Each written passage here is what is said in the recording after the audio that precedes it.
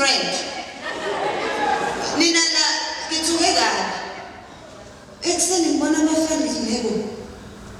Bayaphoke labantu abagqoka amasudu. So baya emsebenzini. They are black men who wear a suit to go to work. Kwamasha siyazi leyo nto. Ngiyaba ugqoka uthayi ngoba bebeyogcekeza ubambeka ku-black guy. Thina kwamasha you can only say two things to a black man ogqoka isudu. May the defendant rise or rest in peace.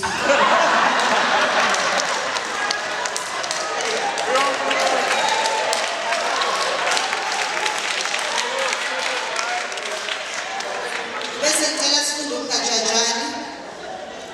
Ukuphuza kwami kuyona ifault yami.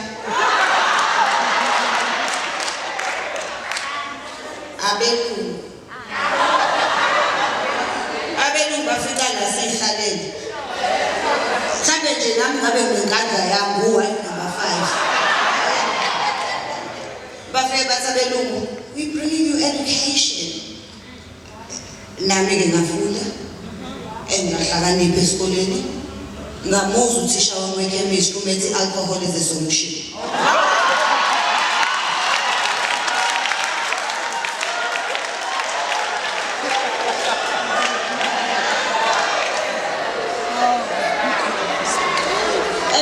Mina ngishade nomlungu. Ngayibona izakuthi indaba ye-load shedding. Ngathi kuzomele kube nento ekhanyayo. And abantu banokumblame bathi awuthenjiwe but you are such a sellout. Blame uma wami. Wathi ngingadlali okudaleni.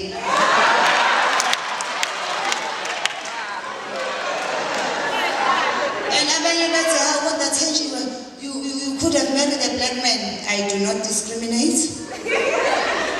I could have married any man.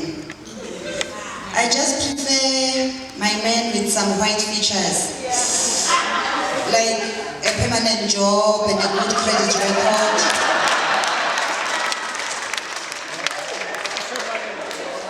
And mina bosisiza nje abe kumnandi ukujola outside your race. Because you can get away with a lot. Mina umyeni wami mayithi ufuna i-doggy style mina ngayifuni ngithi it's against my culture.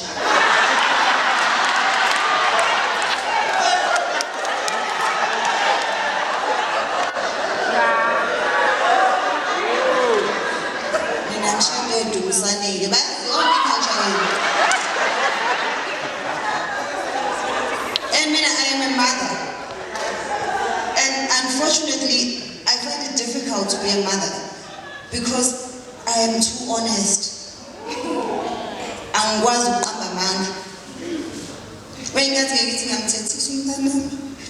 Ngithi hayi wena, why did you do this, you son of a bitch? And then I realized it's a really bitch.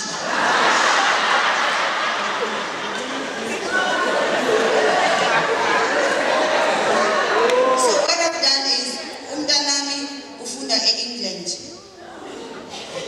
And it's not because nami nginemali eningi, yona ikhona imali kodwa asikho lapho.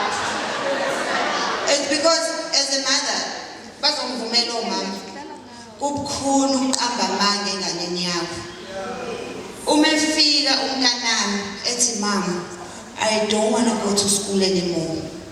Ngithi Jack, mungaya esikoleni one day you're going to be a president.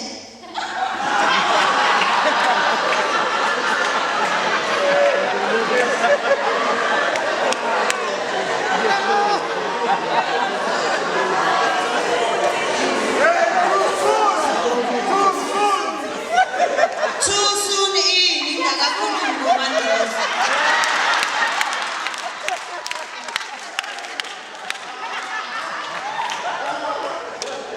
Too soon in ngakasho ukuthi shisa mbamba.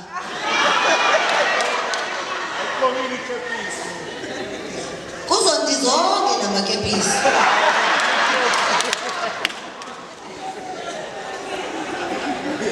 Akho too soon.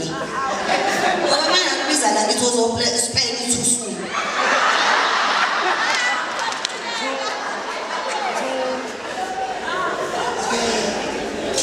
Sizoba nenkinga. Usuwazothi usuni manje ade kunomlungu la stage.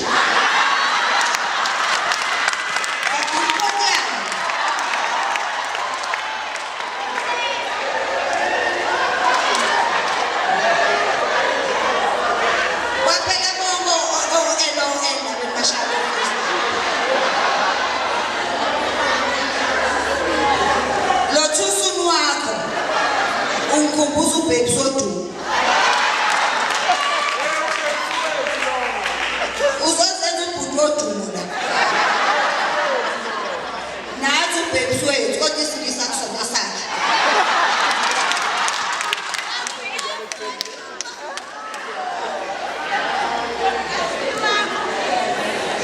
Sicela sisihloniphe nje isilisa. Isingisi into yokuhlonishwa. Into yokuthi singayinkabi noma inganjani. Bathe babe sodumo, how do you keep fit? But every morning I wake up and run away.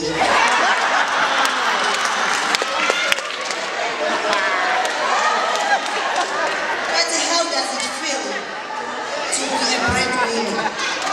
What I won, I never won any bread competition.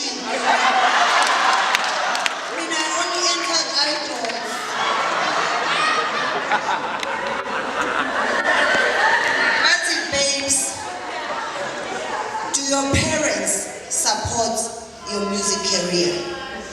But I don't have parents, but my mother and my father support.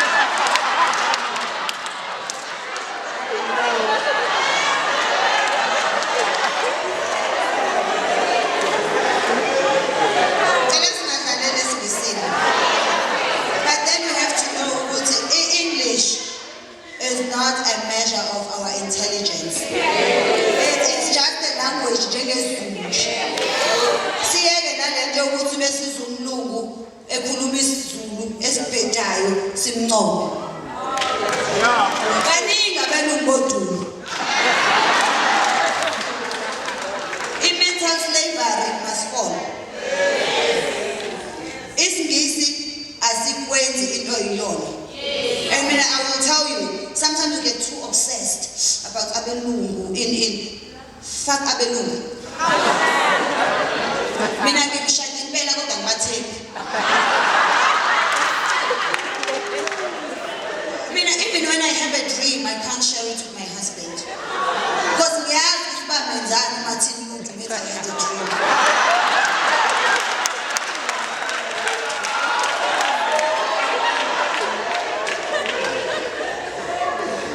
Last week, bengise England, ngiyokwenza i-corporate gig. Uthi kathi usuni corporate gig uzoyibukisha ufike ekhaya.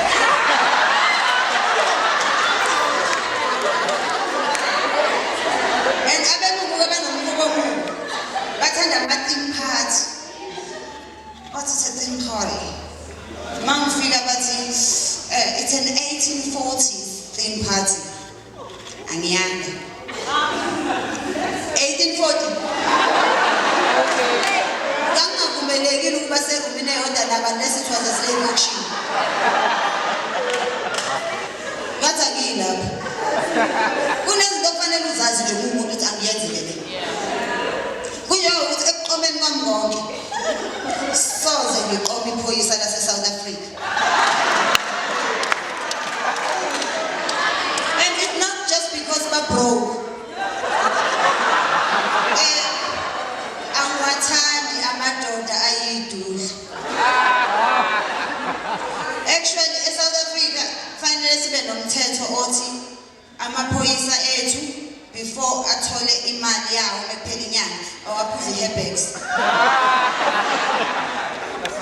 Uyabaza abafana bewungu ukuthi bagijimana. Kuba umthetho uzobajaha kanjani nomkhaba. Fanele siwalwela ama-right ethu. And labantu esibavotela eParliament banokusijwayela kabi. Bakhona ukuthi bavotelwa yithini. Basitshela ukuthi bashintshe imithetho and they've brought things that are going to help us. Balethe new condoms. Are flavored. Strawberry, blueberry.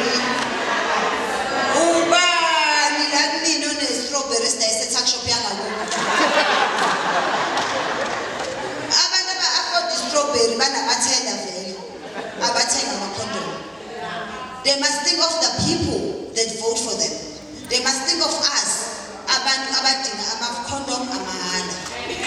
Ama-condom abantu base-South Africa must come in flavors that we enjoy. Sidinga i-Norox flavor.